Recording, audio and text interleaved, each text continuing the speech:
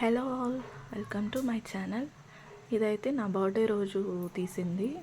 మేమైతే ఫ్యామిలీతో కలిసి ఎగ్జిబిషన్కి అయితే వెళ్ళాము. మే 12న అక్కడైతే బాగా ఎంజాయ్ చేసాము.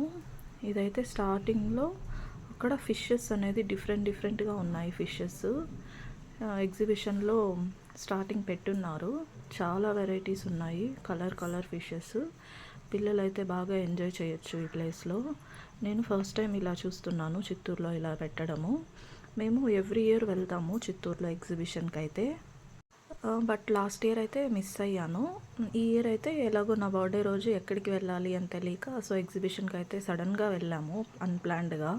ఇక్కడైతే డిఫరెంట్గా ఉన్నాయి. కలర్ ఫిషెస్ అయితే చాలా బాగున్నాయి చూడడానికి. అలానే చూస్తూ ఉండాలనిపించింది. ఇంకా అలాగే లోపలికి వెళ్తుంటే ఇంకా చాలా డిఫరెంట్ ఫిషెస్ అయితే ఉన్నాయి. మేమైతే అవన్నీ చూసుకుంటూ లోపలికి అయితే వెళ్తున్నాము.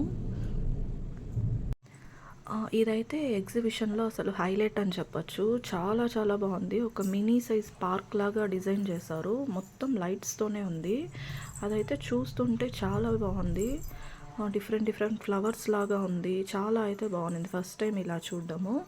ఇంకా ఎగ్జిబిషన్లోకి అయితే ఎంటర్ అయిపోయాము.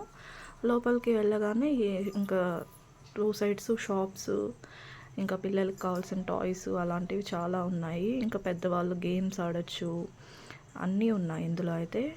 సో ఎగ్జిబిషన్లోకి వెళ్ళగానే జైంట్ వీళ్ళు ఇలాంటివి చాలా ఉన్నాయి. కాకపోతే ఎవ్రీ ఇయర్ మేము వెళ్తాము. అప్పుడు ఉన్నన్ని గేమ్స్ అయితే ఈసారి లేదనిపించింది నాకైతే. క్రౌడ్ కూడా చాలా తక్కువ ఉన్నింది. మేబీ గంగమ్మ జాతర కాబట్టి ఈ సీజన్ వల్ల తక్కువ ఉండిండొచ్చు. మేము వెళ్ళిన రోజైతే చాలా తక్కువ ఉన్నారు. ఇలా ఎగ్జిబిషన్ అంతా ఒక రౌండ్ వేసేసి మా పాపనైతే ఇందులో ఒకసారి ప్లే చేయించాము. తనైతే బాగా ఎంజాయ్ చేసింది. ఫస్ట్ భయపడింది, మళ్ళీ దాంతో ఎక్కి తిప్పుతూ ఉంటే కాసేపు భయపడింది, కాసేపు మళ్ళీ బాగా ఎంజాయ్ చేసింది.